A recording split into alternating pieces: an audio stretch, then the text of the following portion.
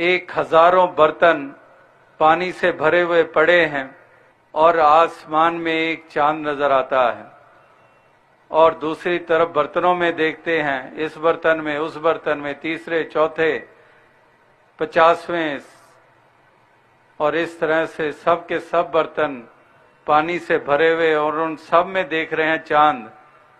एक कहता है कि ये तो इतने चांद, 1000 बर्तन है तो 1000 चांद, लेकिन जानकार कहता है 1000 चांद नहीं, चांद तो वही है जो देखो आसमान के ऊपर एक ही है, उसी एक का ही अक्स इस पानी में पड़ रहा है।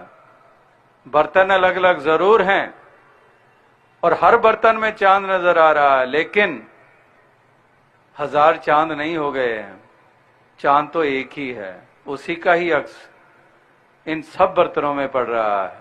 लेकिन परमात्मा का सवाल आएगा तो ये शाश्वत है, ये सत्य है, इसलिए ये सत्य है।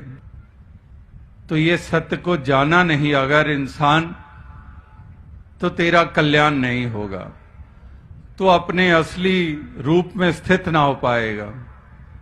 तो इसलिए सत्य को जानना, इस परमात्मा को जानना, तभी हो पाएगा अपने आप को जानना। एक अपने आप की पहचान हो पाएगी तब जब सत्य की पहचान होगी। अपने आप को जानने के लिए सत्य को जानना होगा। इसलिए ये परमात्मा, ईश्वर निराकार, यही जानने योग्य है।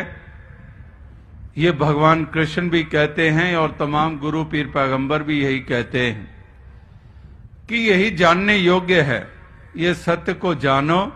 तो महापुरुष, संत जन, भक्त जन, जिन्होंने इस सत्य की पहचान की और फिर उन्हीं शिक्षाओं को अपने जीवन में उतारा, वही सच्ची पहचान बनाते चले गए धर्म की, यानी कि मानवता और इंसानियत वाला धर्म। तो आज भी मानव का जिक्र हो रहा है, मानव एकता का जिक्र हो रहा है, मानवता का जिक्र हो रहा है, इंसानियत का जिक्र हो रहा है,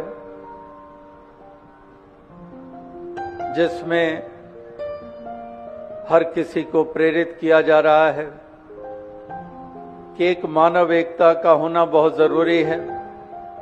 इस धरती पे विचरण करने वाले तमाम लोग अगर एकता के भाव से जीते हैं, मिलवर्तन के भाव से जीते हैं, ब्रह्म ज्ञानी जो है और उसमें और इस मालिक के में कोई भेद नहीं है।